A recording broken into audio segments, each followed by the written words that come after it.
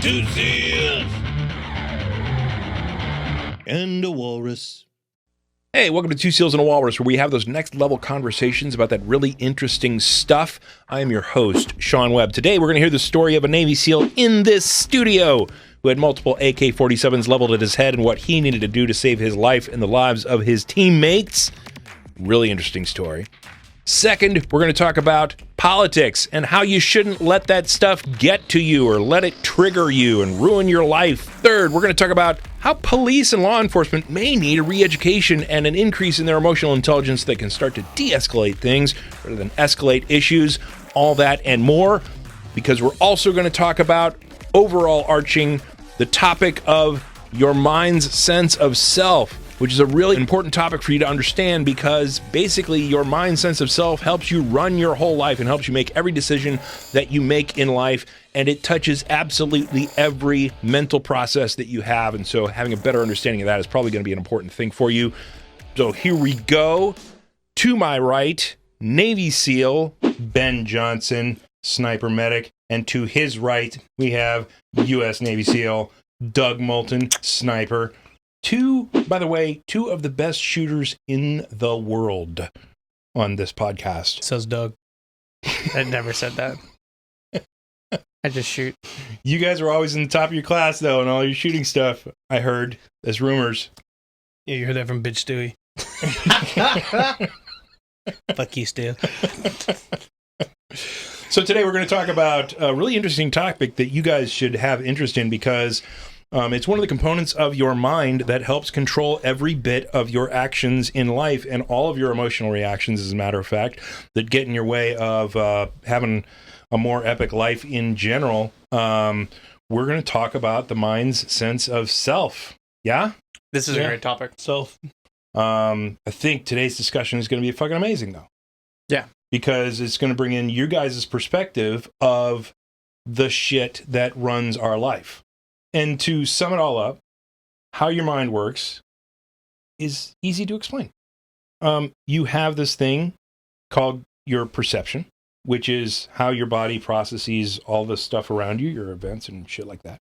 And then you make an appraisal of whether or not that stuff is bad or good as it comes in through your senses, through your hearing, through your sight, through your thoughts, through your whatever. And then it compares that in this equation of emotion to your sense of self. And that's what we're talking about today. And so that everything on your sense of self, which includes your body, because science used to stop about a decade ago, science used to stop and say your sense of self was just your body. Where, like, if a bear walked out of the woods in front of you, you freaked out because there was a danger to yourself, like fear being the reaction that you have as a potential threat to self coming into your awareness. But then the question started to become, well, how do you connect that you can be nervous or afraid for your mom or for your dad or for your friends or for the other people in your life? And so Jim Cohn then at the University of Virginia proved that our mind's self also then maps onto it other people around us. And then Tiffany Burnett White at the University of Illinois Champaign started to prove that ideas can be mapped onto self, like brand ideas, like Apple and Android, and sports teams. Yeah, sports teams, and your favorite brand of choice of whatever it is, TV or whatever it is, and then you want to defend that. Or when people poo-poo your favorite color, you start to get up in arms about fuck you, I like blue, whatever it is, and. But then, all ideas in general then start getting mapped onto self. And that starts to explain every one of our individual emotions, about every headline that we see, about every idea that we come across, about every conversation that we have, that our perception then gets weighed versus the something that we care about, which gets mapped onto ourself. And then that creates your whole reality to a certain extent, and how your mind reacts. But at the same time, it's something that you don't necessarily have to fucking buy into, because that whole sense of self thing that we're talking about today, cut to the chase, big spoiler alert, is a fucking illusion. Yeah. And not the real deal regarding, our true existence. That's right? a tough one. Tough one to put your finger on. Yeah, and if anyone doesn't believe this is true, walk up to somebody who is a sports fan, ask them who their favorite team is, and tell them how much that team fucking sucks. And then you will believe that people self-map out things like that. Yeah. And that's true. I mean, and that becomes true of, now it gets really complex because, your memories become mapped onto your mind sense of self. Your life story comes mapped onto your mind sense of self. Your beliefs and the things that you choose, like your politics and your religion. Sam Harris proved both of those through empirical science that, we freak the fuck out. And if you want proof of that, just look through your Facebook news feed of, how many people will vehemently defend their connection with their politics or their religion or whatever it is, that when they perceive somebody else's thoughts, or they perceive a headline, or they perceive a piece of news that is not favorable to whatever it is they're attached to, they have an emotional reaction which then evokes, action from them. Right. So this really runs the whole world. This self thing. For most people, it runs unless you're, Right. if you're stuck in Humanity 2.0 and you're not yet graduated into Humanity 3.0, this thing runs your fucking world and runs most of the world. Like 99.9% of the world is run on this false sense of self within people's heads. And once you get by it, your life can become amazing. Oh, it makes things so easy. It does. Oh, man. Yeah. Yeah, moving your perception of self is like moving a fulcrum in a lever. Yeah. Right. You start to be able to move the world. If you want to have control over your makes it hard for the world to move you. Right. If you want to have control over your perception, you imagine like a desired effect or desired perception or desired outcome being your intent, and then the other side of that seesaw, Yeah, being what's actually happening. Yeah. Moving your perception of self, actually, the further away you move it, the more leverage you have against what's actually going on. Yeah. Now we're like, you guys have been deployed for the United States Navy SEALs and all over the world and stuff, et cetera. Have you guys seen this playing out in foreign deployments? I mean, I more often than not see that every aspect of humanity. Yeah. I mean, I give you a personal example, even outside of being an active duty SEALs. I had someone once tell me, hey, you don't understand these fights I get into, these arguments I get into with people I care about, because, you're just fortunate enough to not have these types of things pushed upon you. My response was, well, is it that? Or is it an acute ability within myself to recognize an emotional reaction and to recognize that emotional reaction and then make a sound decision? And the big difference is recognizing the emotion, not running with the reaction. Right. So you've got a kind of a meta-awareness moment. And let me explain meta-awareness for a second. Meta-awareness is that place where you can take your mind and look back in on your mind. It's like when you wake up from the daydream. You're daydreaming, you're caught up in the daydream, your awareness is fully engulfed in the daydream, and then all of a sudden you realize, oh fuck, I'm daydreaming. That's that moment of meta-awareness where you can actually take your mind, look back in on your mind to find out what it's doing and say, no. We need to stop daydreaming. We need to get back to work or whatever it is. Well, you can do that with your emotional reactions as well, rather than be wrapped up by them and controlled by them. You can then start to say, oh, I'm having an emotional reaction. Yeah. And here's what caused it, like, which is an extra step that I provide. It's like, here's exactly what the two things there were that caused your emotional reaction. You can look at those, which will then distract you from the emotional reaction. And then you can take control of it and change your whole future moving forward. Man, I could literally write a book on examples. I'll jump into the SEAL. We should do that, and we should sell it. I know, because then we can stop plugging my books. Book plug. So I'll jump into like an atypical. I'll jump into a real world example that happened to me during my last deployment. I was at night in a country in Western Africa. Okay. I was doing what I was supposed to be doing. Yeah. Not every indigenous person in the area, whether they were official or not, knew that we were doing it, but the highest ranking people knew that what we were doing. Mm-hmm. We came around a corner, wrong place at the wrong time. And here's the thing about third world countries. AK-47s really predominant. Actually, AK-47s killed more people than any other single weapon combined in the world. Okay. Just for a stat. Right. The Kalashnikov, which I could go in the weeds with that. But anyways, came around the corner. We got guns pointed at our heads. We were armed. I saw their body language. And I remember this. I remember like every detail of this. And it wasn't because I was scared. It was as if I was viewing it. And this is really how I view my emotions. I know it's how you guys view your emotions. It's not like I feel anger and react. Yeah. It's like, oh, I am feeling anger or fear. What do I do? Not, I'm feeling fear, go. It is, I'm feeling this, what do I do? Right. So we came around the corner, and the AK-47, it's very common in third world countries for them to not keep a round in the chamber. Yeah. And you can't rack a round in the chamber unless it is on fire. And the interesting thing about a Kalashnikov is it won't go in safe. Is it goes from safe, fully automatic, then to semi-automatic. Okay. So when they swipe it, you hope they hit at least semi-automatic to rack around.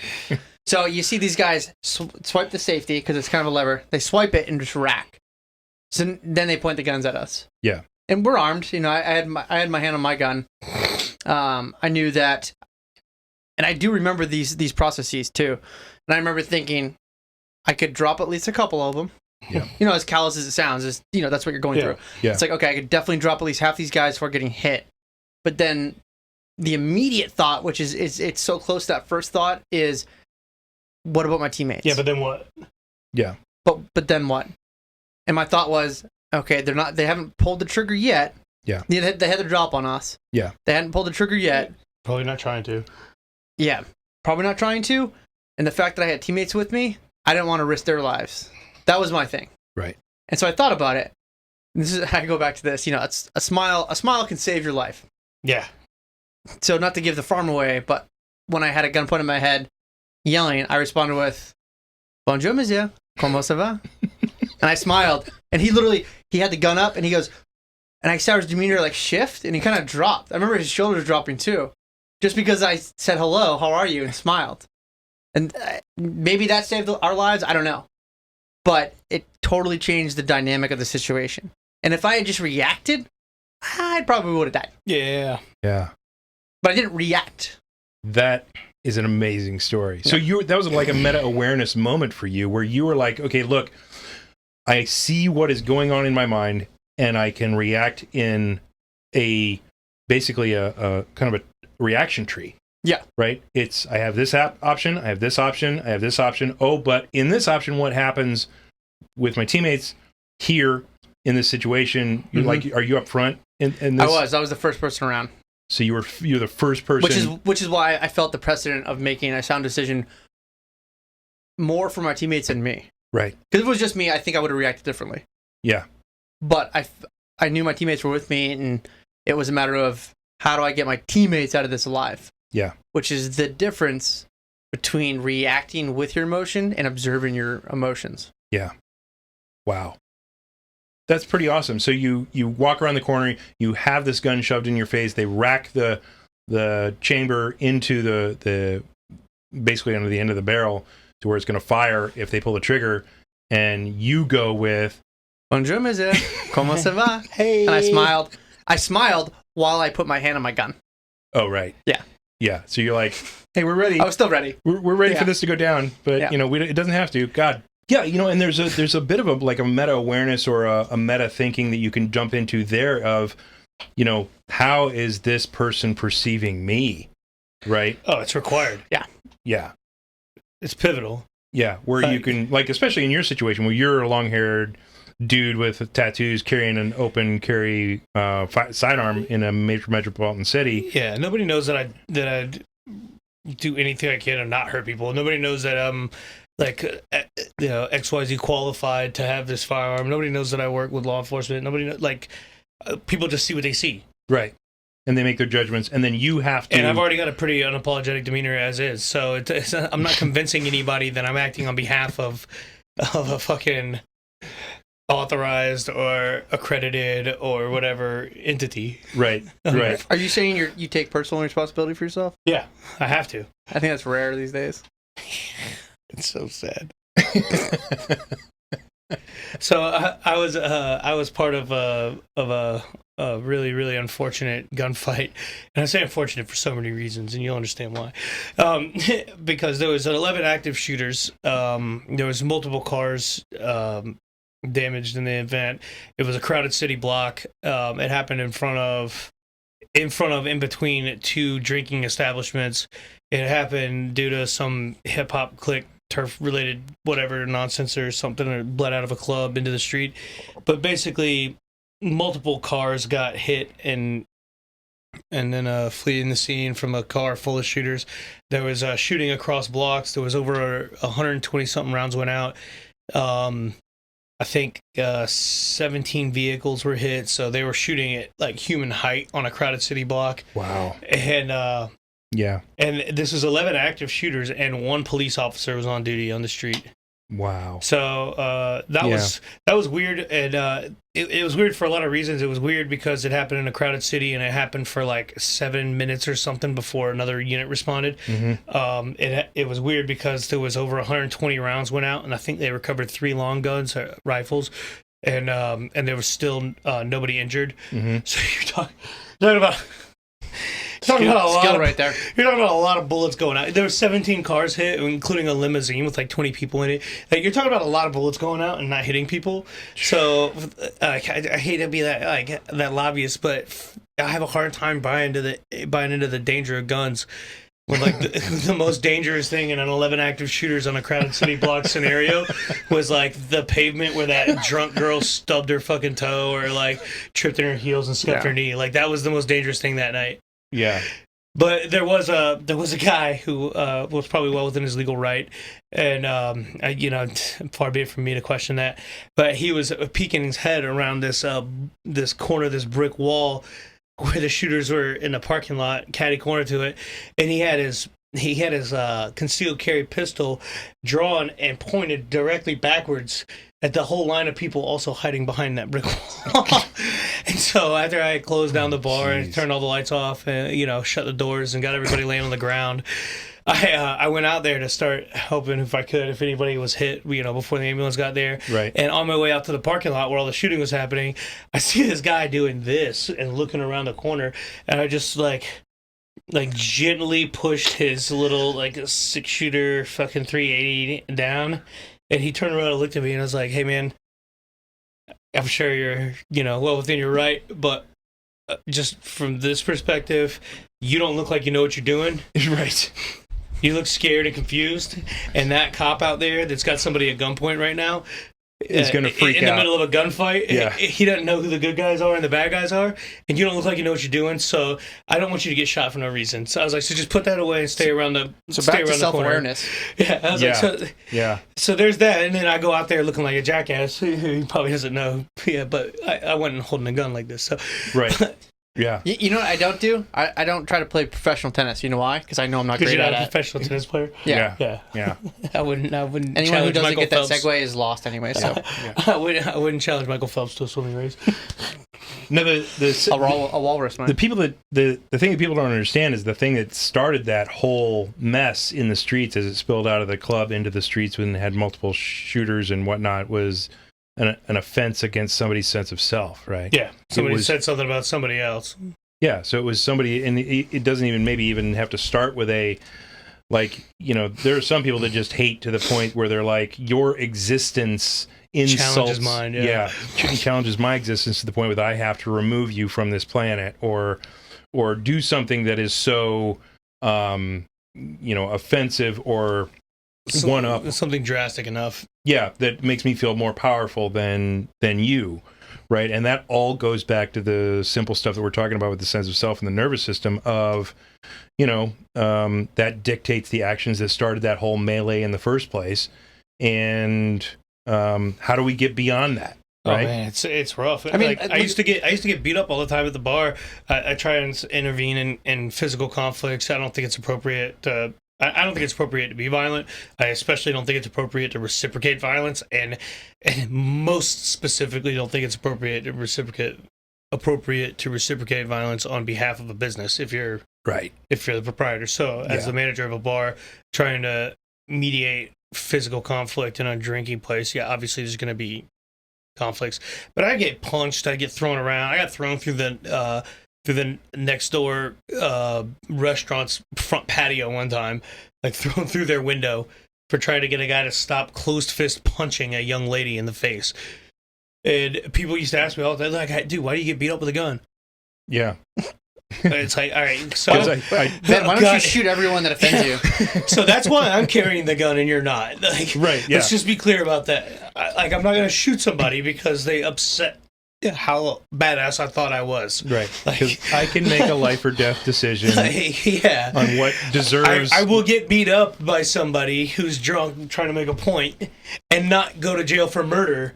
Right. Because that makes sense to me. That's why I'm carrying the gun, if that's unclear to anybody. Right, yeah. So for everybody in Atlanta watching, there's a reason I carry the gun. There's a reason nobody says anything about it. And there's a reason you're probably not going to carry one. And it's because I'm okay with getting beat up with a gun on my hip and not making a fucking scene about it. There's a difference between having thick skin, or let me say this.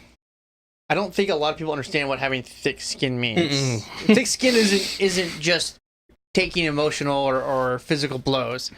Having thick skin is really knowing what matters and what doesn't matter. Yeah, like when you're getting divorced and booted from your job. Well, it's like... And you don't mouth off about your ex-wife or the career you came from so as not to lose integrity and be made into the monster they're claiming you are. Yeah, something like that, like long-term burn. I was going to take a more sophomoric example, but, it's like my dog. I love my dog, right? Yeah. Someone could be like, dude, your dog sucks. Oh, yeah. And I'm like, okay. Yeah. Yeah. Right. Cool. Yeah. It's your opinion. Well, he's not your dog. Yeah. Yeah. I mean, if you kick my dog, I'll kick the shit out of you. But right. Up until that point, I don't give a shit. Yeah. I don't give a shit. Yeah.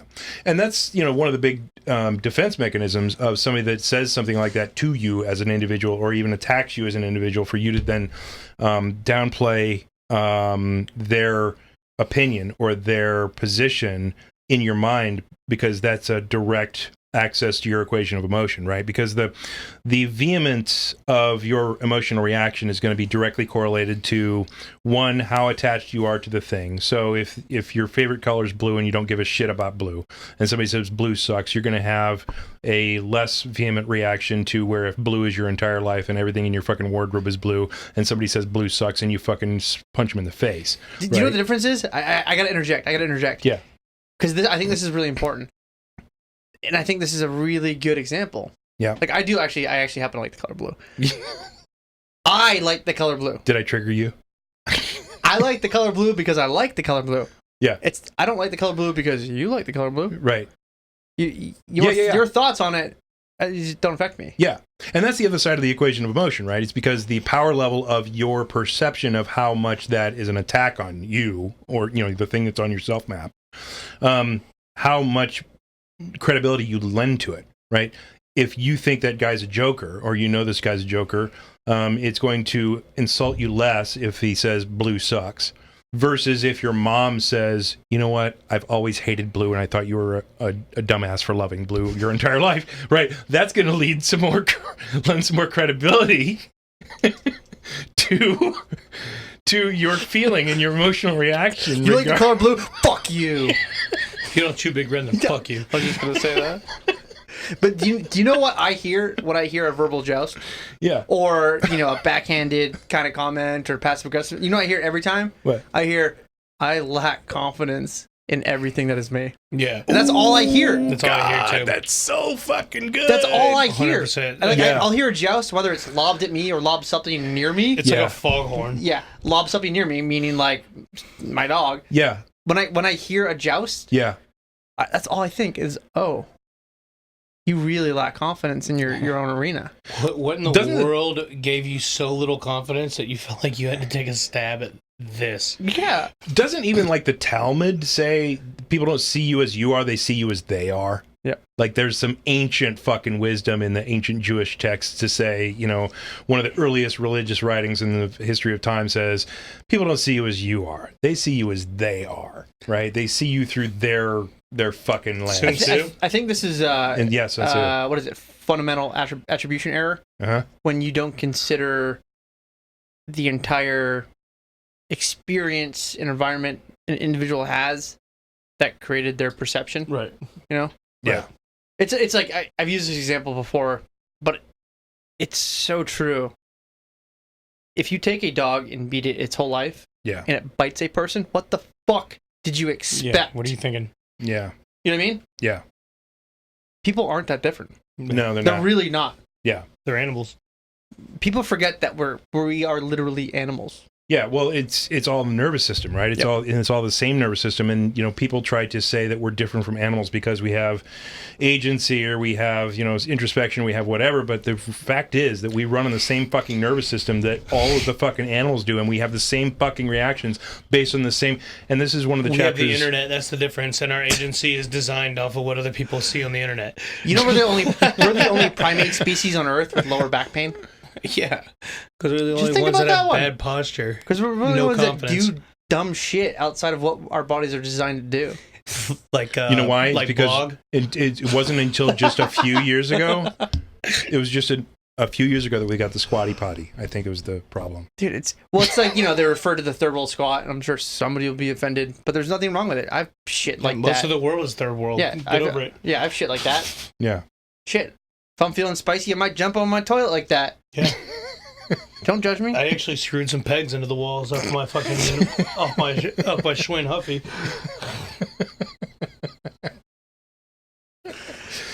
But really, it does come down to that. It comes down to, our nervous system is going to have the reactions that it has based on a defensive self. Because it's a homeostasis thing. I mean, homeostasis governs every cell that we have in our body. And the homeostasis basically is the rule that says, if everything's cool, we're cool, and we don't have to do anything normal operation. And if everything's not cool, now we have to do something. And that's basically extrapolated out to the nth degree is why we fucking freak out when Netflix cancels our fucking favorite television show, right? It comes down to that. I mean, that is the ultimate, complexity result of the same fucking homeostasis function, but it is basically if everything's not fucking cool, we need to freak out and change it. And that goes to when they cancel my favorite fucking TV show. Amy Schumer stand up.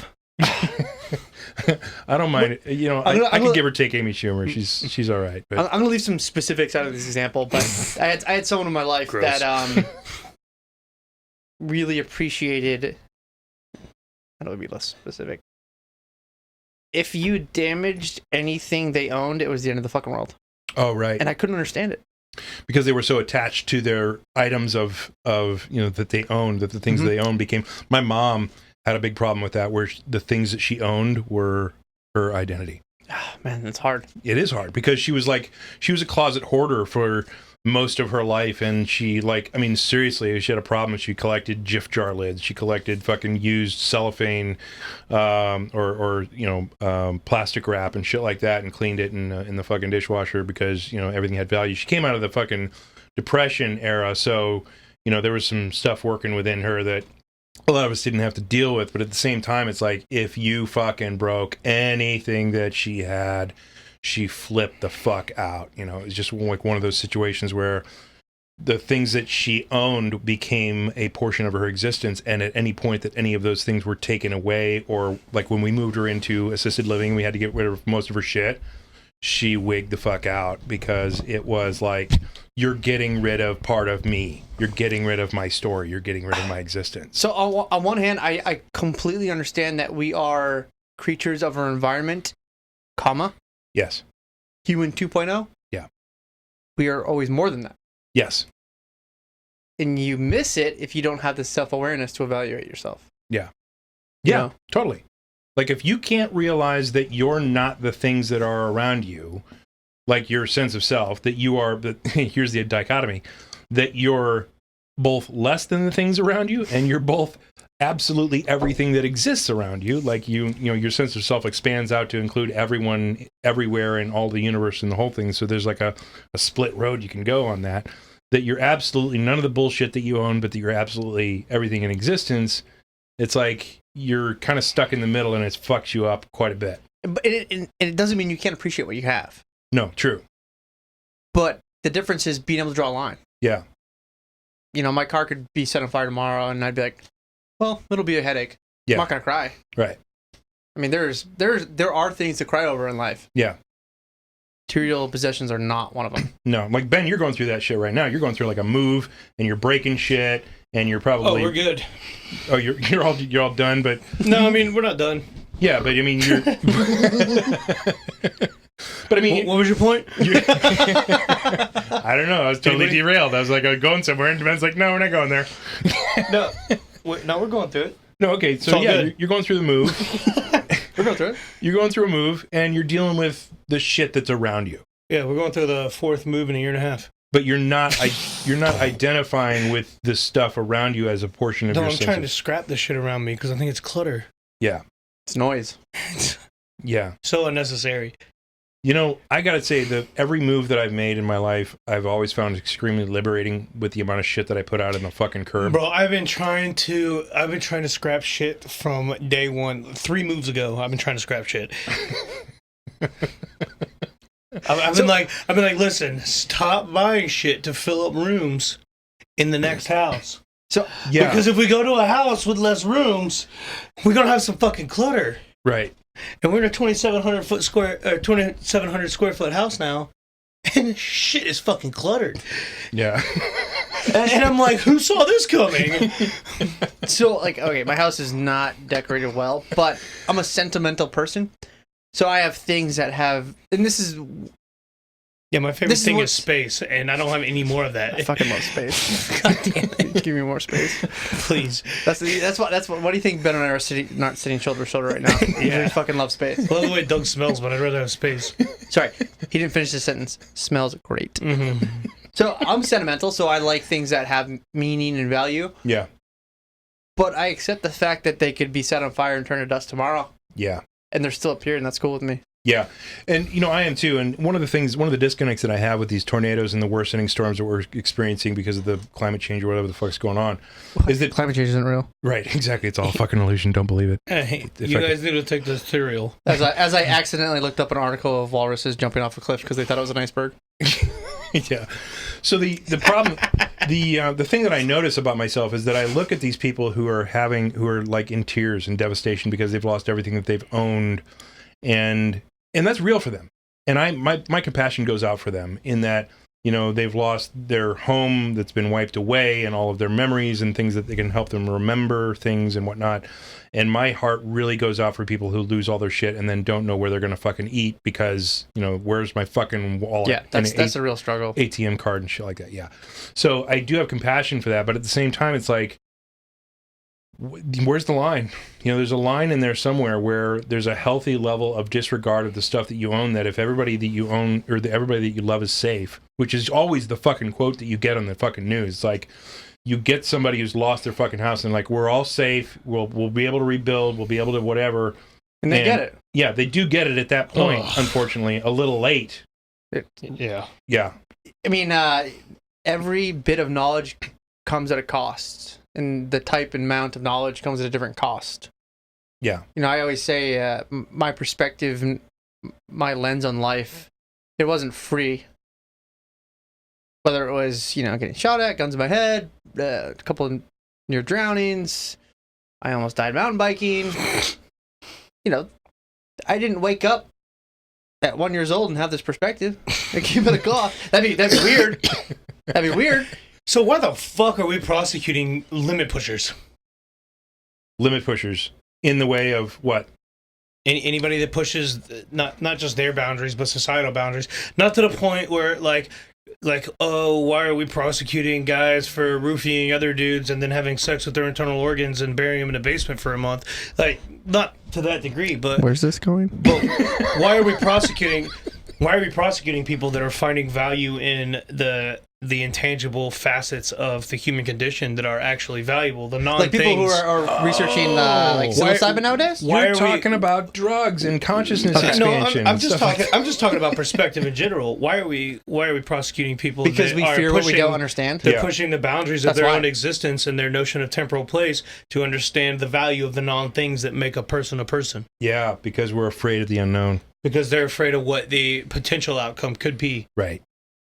Yeah, and the other thing... They're afraid of what they don't understand. You want to talk about that for a second? Let's talk about... You want to take us on that tangent? Let's go on that tangent about why we prosecute people who are into consciousness expansion. Because a well-maintained militia requires an attachment of self to a set of ideas. And Correct. At the point that you break somebody from that pattern of a connection of self to a set of ideas that you're promoting, all of a sudden you don't have a well-maintained militia anymore. From a militia standpoint. Now, if you're talking about evacuating a city because there's an incipient natural disaster occurring, and people say, well, if I leave, I don't have anything left. Yeah, well, that's true because some people Then do what stay. the fuck are you doing? Why didn't you kill yourself already? Right. Well, you're right because some people do stay. Like the people who are out on the fucking coast of North Carolina where we live, right? Mm-hmm. Yeah. There are people who don't fucking leave for the next hurricane or for the last hurricane because that's it. That's all they have. Yeah, they're like, if I lose all my shit, why do I exist? Okay, so I got a caveat. Yeah, please do. Part of the reason, this is my opinion. Yep. Part of the reason why people like that do stay is because they haven't tasted what Because they haven't pushed the limits. danger is like. Yeah. Mm-hmm. You know what I mean? They haven't realized what shit is. Right. Yep. They haven't. Again, they haven't knowledge actually comes lived. at a cost. Right. Yeah. Point made. Knowledge comes at a cost. So stop prosecuting people that are paying the price. Stop prosecuting people who are. Or are they paying the price because they're being prosecuted? No, they're paying the price because they're voluntarily losing something that they associated with. We don't need to pay. We don't need to make them pay double. We don't need to double tax them on their fucking effort. They're going to find out how counterproductive it is to society. Back to fundamental attribution error. If we're looking at elected officials who, maybe have just been, I don't know how to say this other than this, squares their whole fucking lives, and they see people experimenting with psilocybin, it has to come from a well-established university study for them to even acknowledge it. Even Lind created to the idea that it's valid. Yeah. But you know what though? I watched a documentary last night where it was about weed, and it was about the whole process that the country followed to make weed illegal. And this is so interesting. Yeah. Reefer Madness? Well, no, it wasn't Reefer Madness. This was a brand new one that came out on Netflix that talked about the history of the GOP making weed a Schedule 1 drug, and the science people coming out on national television afterwards to say the science doesn't support any of this. Yeah, it was a few politicians, wasn't it? And the Surgeon General. And so the appointed Surgeon General. Yeah, when they put the science out, it was on national news. I mean, it was like, back when there were 3 fucking channels. One of them was on Channel 3. Yeah, one of them was basically don't believe any of this stuff. There's no science behind it. Weed isn't a destructive drug or anything like that, and occasional use is going to have an absolutely nil effect on a person's life. Yeah, when was the last time you heard someone robbed a bank because they got hopped up on weed? Right, and so, but that was totally ignored. Right, it was totally, it still is. And it still is. Yeah, and it's all the hype and the propaganda and stuff. There was a pretty high-ranking either politically elected official or appointed government official during the administration that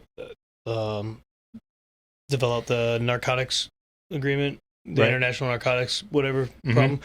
I think it was the Reagan administration. Probably. Which sucks. Yeah. Which sucks because Reagan's tight. But and they said got some good patriotic quotes. we know definitively that there's no potential danger or adverse effects of marijuana use, or there's no potential for abuse long term. Yeah. However, if we're going to destabilize these certain communities, we need to make heroin and marijuana illegal substances.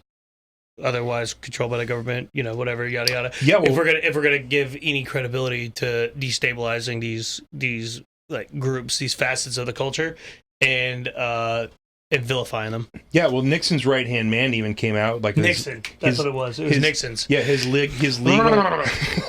and the headless clone of Agnew. Thank you.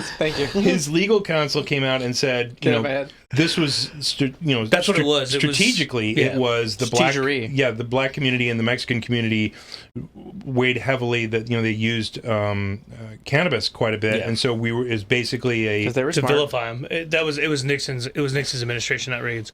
To basically wage a race war on blacks and Mexicans to say, these are the people that use cannabis, and we're gonna crack down on cannabis. And say race war is pretty aggressive. I would say to destabilize the communities so that they can be more easily like controlled or malleable in our culture. Yeah. They didn't necessarily want to like start lynch mobs, but they definitely didn't want these people growing to a sizable enough number with enough autonomy to be dictating policy. So right. In order to vilify them to a degree where they were still controllable, they was Nixon drugs. a Democrat or Republican? Man, what? Nixon. Nixon was a Democrat, or was a Republican. Sorry. Okay.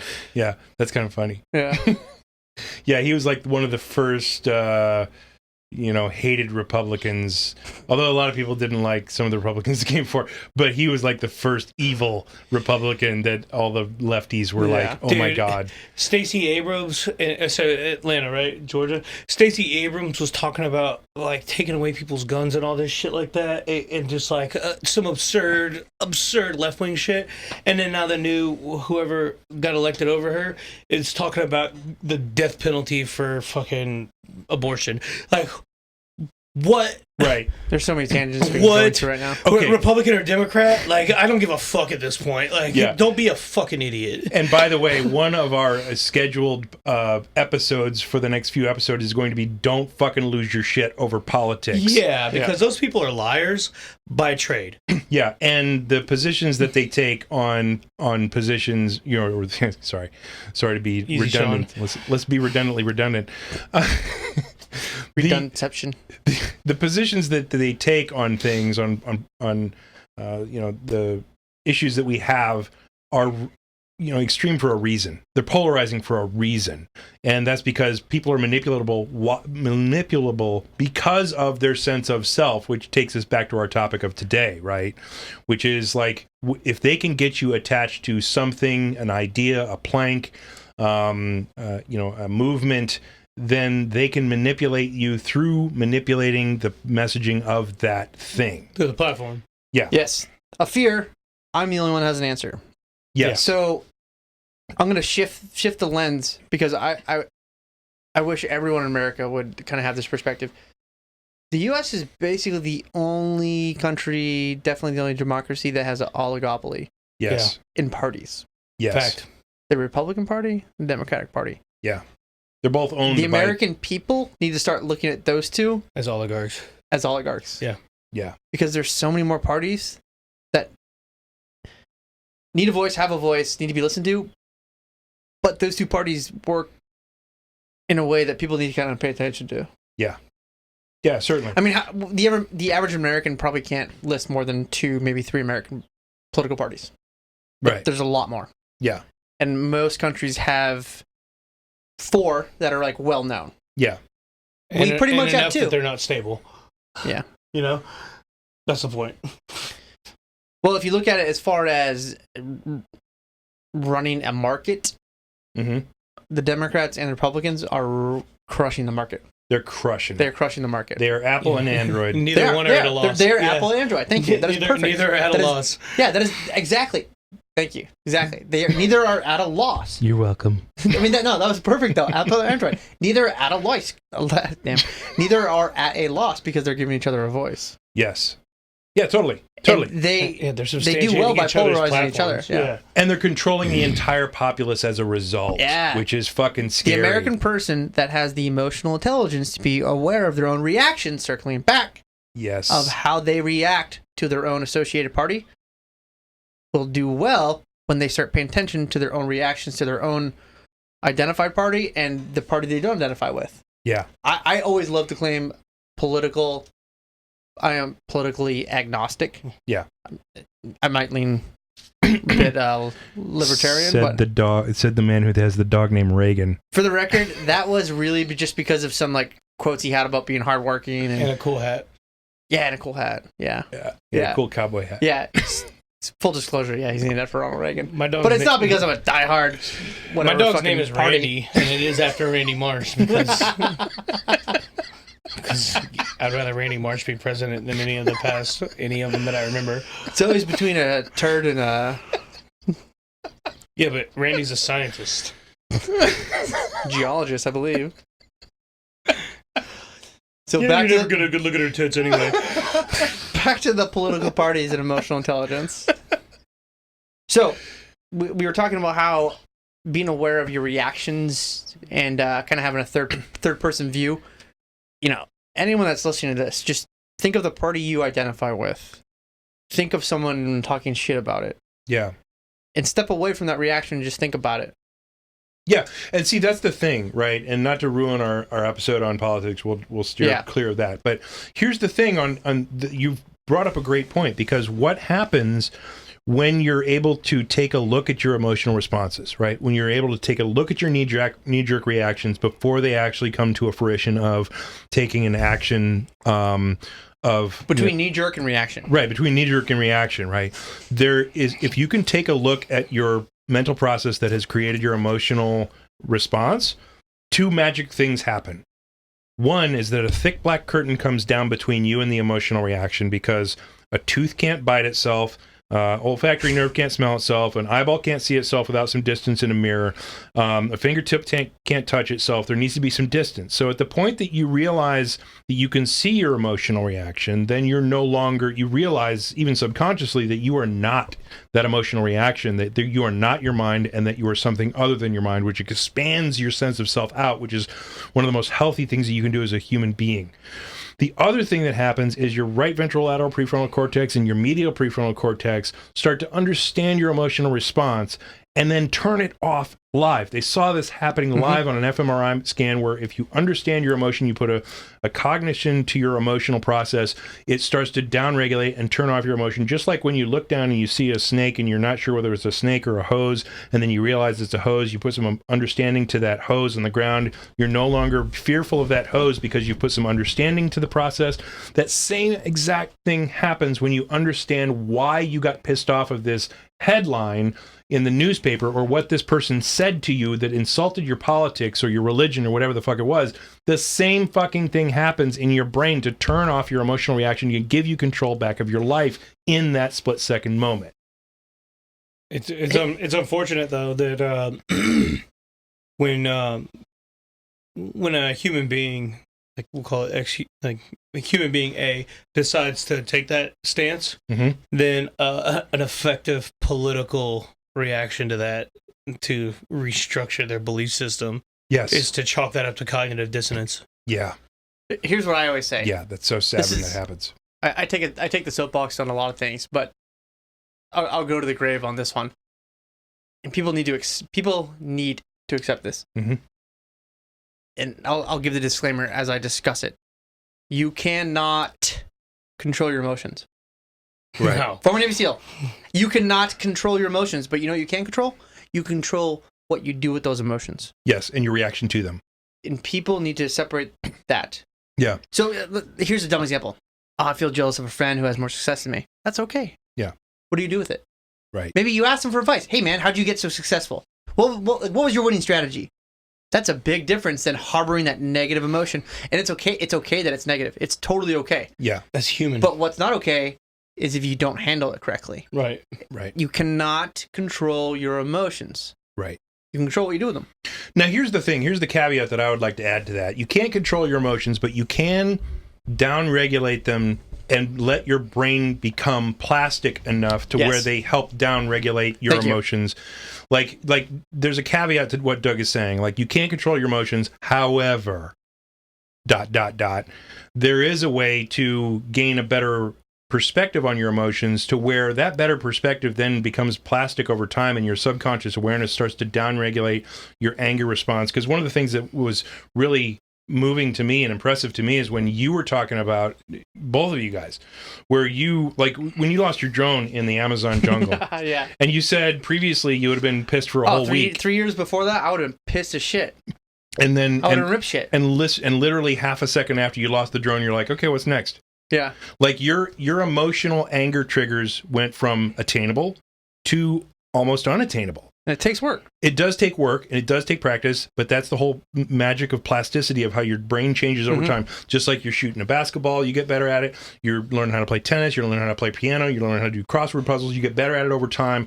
With emotional regulation, you get better at it over time, to where now your anger triggers are fucking unattainable. And I have never seen you, Ben Johnson, get pissed off about fucking anything. No, I don't think I've ever really seen Ben mad. Like maybe once, and it was like, Is that man mad? Is that what that looks like? What is that? Did he eat something weird? Honestly, Did he eat a hot pepper? I think the last time I remember being even close to the thing is To the thing. is when See, that guy he even separates it already. Right. yeah to the idea of being mad. Like I think the last time I even got close to that was when I got like so physically assaulted that it was like cause for concern Yeah. over trying to mitigate a physical assault. Right. So somebody's beating your ass so bad. That So no, somebody's beating my ass for me stopping somebody from beating someone's ass. Right. That's fucked. In my place I of remember business. that. Yeah. I remember that actually. Oh my it God. was a Because guy- but here's the thing. He called that me is- at like 4 a.m. Yeah. I Yeah. was pretty upset about it. Yeah, that's so prevalent though. Like the cops run into that all the time. Where, I don't know how cops do their job. Yeah, it's where they go out to the domestic violence. Honestly. The guy is beating the shit out of the woman, right? And this goes right back to our sense of self discussion. The guy is beating the shit out of the woman. Yeah. And so the guy needs to have, the police officer needs to step in and stop the guy from beating the shit out of the woman. He starts beating the shit out of the guy so that he stops beating the shit out of the woman. At what cost? But because that woman has that man on her sense of self, that's an attack on her that then she starts attacking the cop because he's attacking her portion of Well, sense how of about self. this? Who How was about- just beating the shit out of her a second ago, but now he's attacking a portion of her. So now she's attacking the cop, and the cop's like, Talking "Oh, about treating a symptom of the problem. How about emasculating a guy in his environment right." Depends. at your own assessment and judgment? What happens when you walk away from that? Right. Did Did you fix Oh, that? yeah, Did you fix that abuse, or did you exacerbate it? Right. When you're talking about a cop Yeah. coming in Sorry, and I know saying, you're going now. Yeah, when he says, hey, I'm in charge here, and like any cop that goes into any situation like that is going to Or assert beating that. up a guy who's beating up a chick. Like the guy beat up a chick. Like what's he? He's trying to make a point. Understand that point before you go in there with your fucking fists up, because you might punch a guy who's going to punch another person 10 times harder because you did that. Yeah, and that's that goes into the science of bullying, right? And people hate this when I bring this up. Cyclical. Oh my God, they hate this. That one of the things what's the that I end want state? one of the things that I want to bring up for everybody to understand is that bullies are not bullies because they're evil people. They're reacting to a devaluation, Stimulus, yeah. a devaluation of sense of self. I think all of us have been bullied at some point when we were little. I mean, I have. Yeah. I got thrown in snowbanks. Yeah. I got drop kicked. Oh. You know what I mean? Like, Bullied so much. but did What I a become a fucking bully? nerd. Yeah, So why didn't I become a bully? right. But you know why though? And I remember thinking about this as a child. I remember thinking, why was that kid so angry? Yeah, Because I didn't do anything. And I remember thinking, man, something made that kid so angry. Meta- And I don't think that's really normal for a kid, to be honest. I'll admit that. No. But I do remember as a child thinking, something made that kid really angry. That Yeah. sucks. meta awareness, man. Yeah. There's got to be. You know what? Here's the thing. When we're talking about talents of the human mind, we have to take into consideration natural ability, because Shaq made the NBA not because he worked hard, because that motherfucker Because was he's an 11-foot tall fucking human being. right, because he had a natural talent and a size. I love him too. God, I wish we could get him on Advantageous, right? Oh God, that would be fucking amazing to have him on the couch. He'd have to fucking take the whole couch though. Yeah. He made the NBA because he was fucking huge and because he could jump 2 inches and slam the ball down and break the fucking backboard, which they had to reinvent the backboard because he was fucking breaking them all over the place, right? There is an advantageous... Yeah. Right. Hafthor Bjornsson became the mountain on Game of Thrones, not because he was a little person, right. Yeah. but because He was the he world's was strongest 400 man. goddamn pounds. Right. And so they're... Yeah, like 6'10", I think. Yeah. Yeah. There's a reason for that. Yeah, and so I believe that also applies to, just like Einstein. Einstein had a natural intelligence. Tesla had a natural intelligence that was over and above what other people are born with. And I think on an emotional regulation, on an emotional, or like especially in a meta-awareness, ability to step outside of yourself and see the things that are going on inside your mind from a meta-awareness, that can be developed, certainly, but there are going to be people who are better at it. Agreed. Just right out of the gate. Just like people can have different levels of IQ on a spectrum. Yeah. I think the same is true with emotional intelligence. EQ, Yeah, exactly. Now, I think it's very important, especially, just like health, just like going to the gym, right? It's important to have a certain minimal level of physical fitness and physical health, right? Mm-hmm. You don't want to be 700 pounds and eating sticks of butter for dinner. Well, Stephen Hawking's not setting any fucking powerlifting records at the Special Olympics. Right. But at the same time, you want to, if you're deficient in something, especially your mind disciplines and your emotional regulation and your understanding of your existence, you want to work on that. You want to go to that gym. It's something that's so profoundly malleable in your hands. Like it's not like me going against Hathor Bjornsson to be the mountain. Right. It's not like Stephen Hawking lifting against me and powerlifting in the Special Olympics. It's not something that's so out of reach that it's absurd. Like having control over your perspective is something that's so tangible that it's like the idea of removing performance enhancing drugs from competition. Yeah. It is literally setting a baseline for the measurement of efficacy. Yeah. And I got a caveat too, because again, back to my whole point of knowledge comes at a cost. You know, there was a period of my life, maybe like a year and a half, 2 years after my last deployment, where I was not an emotionally happy, sound person that you see today. Yeah. Which is part of the reason why you see an emotionally sound and intelligent person you see today. Right. It's because I had a dip in that realm. Yeah. It sucked. And it sucked for the people near me. And I get it. Like, Ben was there. I wasn't, though. Yeah. Well, that's the thing. Exactly. Neither one of us were in any kind of commune with each other. And we were both in pits of despair, so to speak. Yeah. And neither one of us were people that anybody wanted to be around or understood why we were taking the steps we were taking. Yeah. But we ate our pain and we experienced the perceived demise that we had created in our own lives at our own expense and not others. Okay. And you're looking at the result of that. You and I tend to internalize a lot, which is probably part of the reason why we are reflective and tend to analyze these things about ourselves. We're introspective by nature. Yeah. You know, and I wanted to caveat saying, you know, there's definitely periods of my life where I was not this emotionally sound of a human. Yeah. And I'm aware of it. And I appreciate those moments. Yeah. And I'm thankful for them because I would not have the lens I have today. You know? Yeah, who you are yesterday certainly can help make who you are today. Yeah. I'm not the man I was yesterday, and I won't be the man I am tomorrow. Yeah.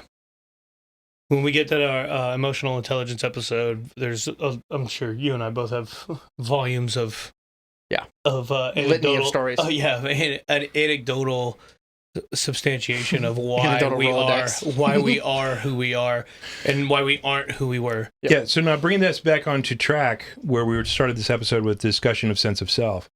The reason that it's so important to understand what your mind thinks you are, right? And that's the big delineation. There's a huge difference between who and what you really are versus what your mind believes is you. Because here's the thing.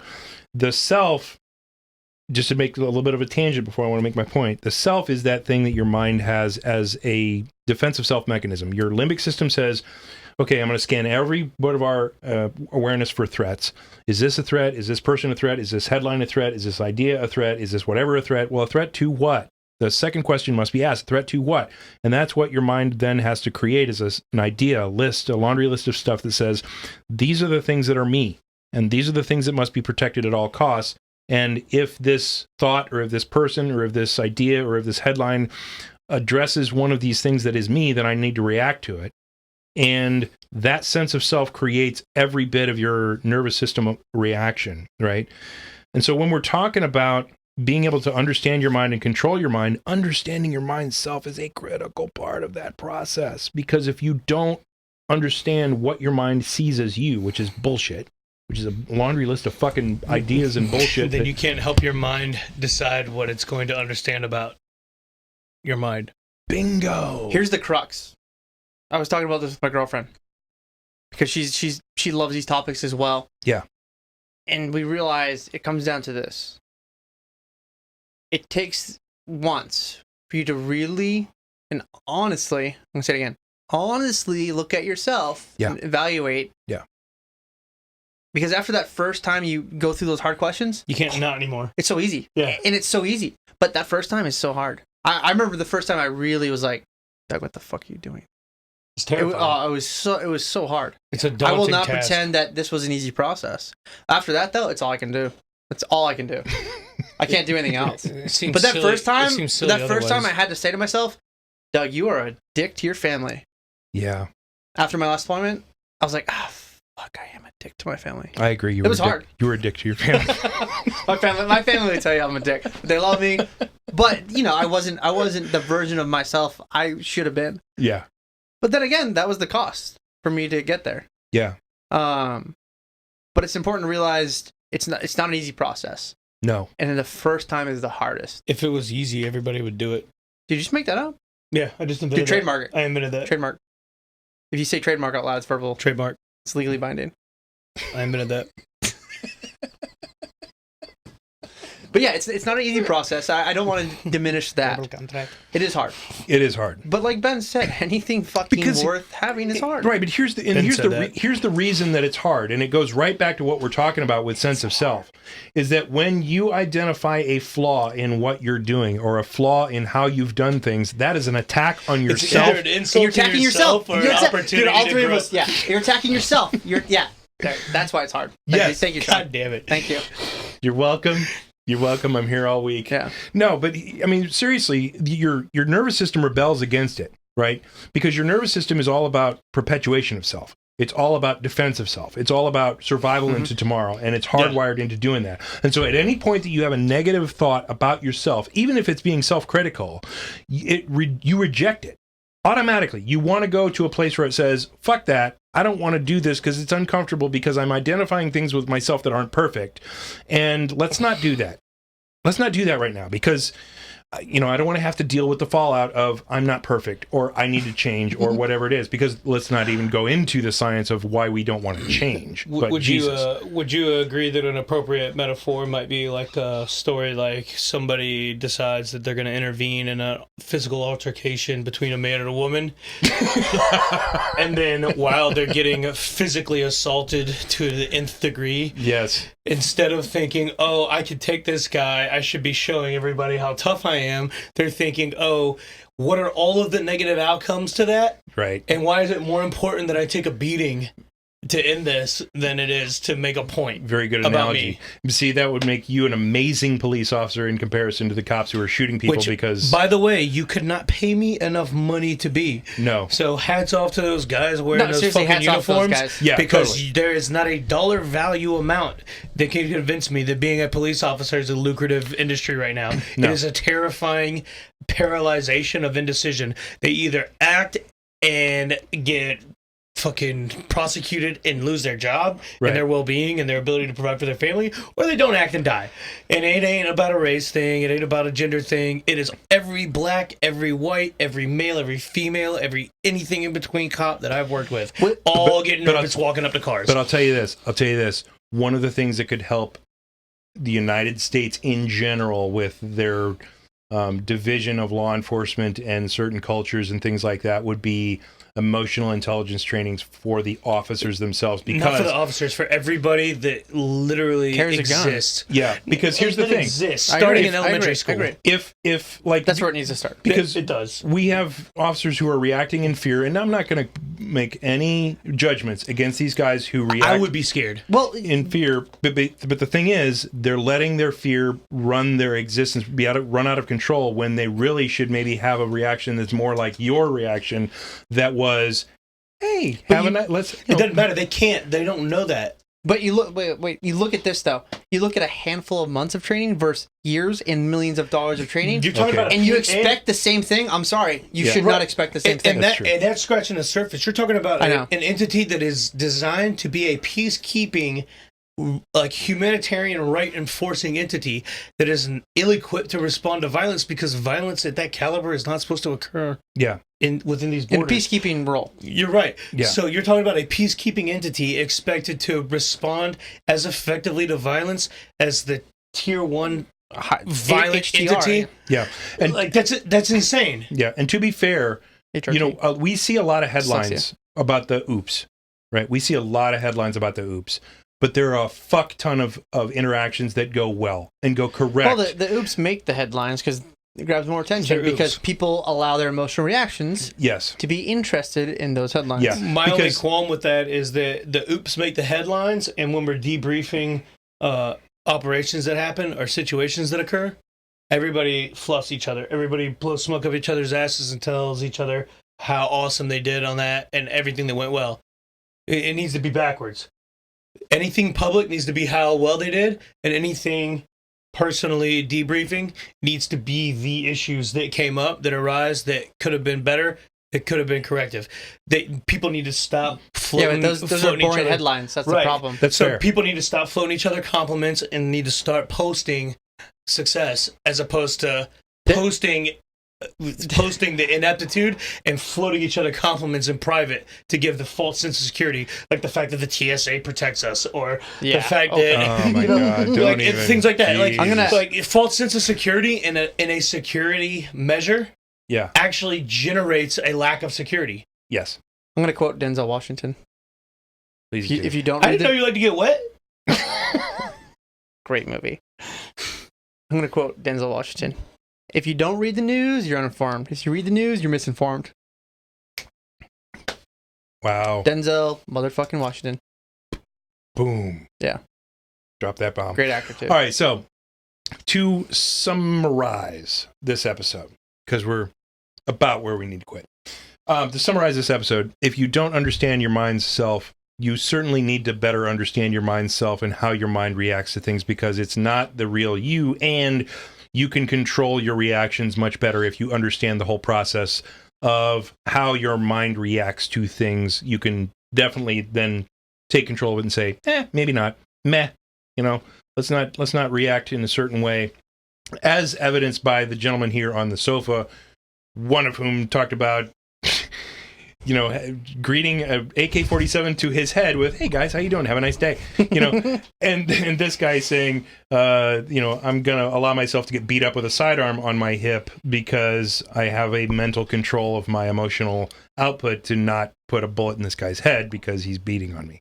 Right. So when you understand your mind self and you understand the process that rises and creates your emotional reactions, even at work, you know, in traffic, in fucking your interactions with your significant other that, you know, used to frustrate that you don't necessarily have to, and in your interactions with your kids, if you have impossible teenage kids, you know, you could be an amazing parent if you get a better understanding and a better control of your emotional reactions in the heat of the moment of what your mind is wanting to give you, right? If you just take that one little step, that's what we're maybe promoting you or suggesting that you do. 1%. Yeah. Fair enough. And some good literature. If we didn't touch on the science of whatever you were expecting, if you do yourself any favors in this life, read "Wait But Why."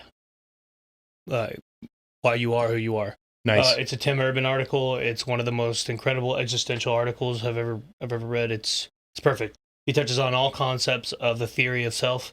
He touches on all experiments and theoretical experiments that give you the illusion of who you are being what you are, and it's very simple and very absorbable. So excellent. Check it out. What do you got, Doug? Last comments?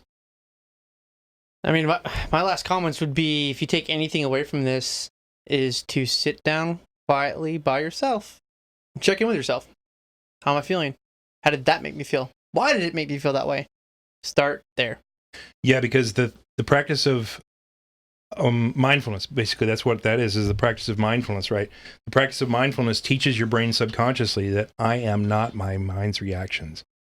I have a mind. I have reactions of my mind, but I am not that thing. And so when you start to look at that thing and you start to break out why it does what it does, that teaches you subconsciously the definition of self that you've had isn't accurate. And that fucking changes your life, because every piece of your equation of emotion is governed, one half of it is governed by this sense of self thing. And as this sense of self thing changes and expands, your whole fucking emotional landscape for the rest of your life changes from here on out. No way you can snap back from it. Yeah, because your frame of reference is now in your control. I can never get mad at like an angry driver who like flips me off or cuts me off. It's so funny. I'm like, oh man, that guy's got so many problems in life that I don't ever have. When I see that and like someone gets irate, I'm like, oh man, that sucks to react that way. He's got a lot to deal with. Yeah, I'm like, that must be a lot on his plate or her plate. Like, where are they going? It's so important. Yeah, I'm like, damn, their life is way more busy. I'm so happy my life is not that hectic. Like, I get flipped off. I'm like, okay, go about your day, man. How do you explain that to somebody? How do you explain that to an angry driver? God, like, what's going on in your life? At the same time, I know we can go into the tangent on this, but at the same time, it's like, man, you allow yourself to have that reaction to waste, to my eyes, to waste that energy on that. It's like, dude, there are bigger things in life. Like, right. Keep on moving, dude. Hey, you know the Little Mermaid didn't have a pussy, right? What? Yeah, fish lower half. All right, so we'll cut it off there. Fish lower half. Yeah, welcome to the show. Do not forget to hit the subscribe button and the bell icon and go to twosealsandawalrus.com and get on our email list, which will allow you to get some free stuff from us and get some early invites to our public events, etc.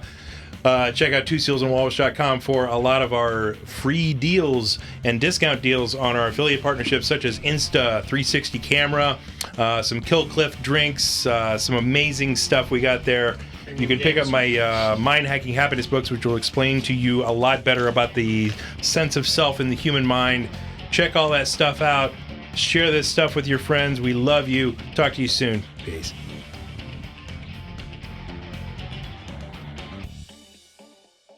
Share this shit.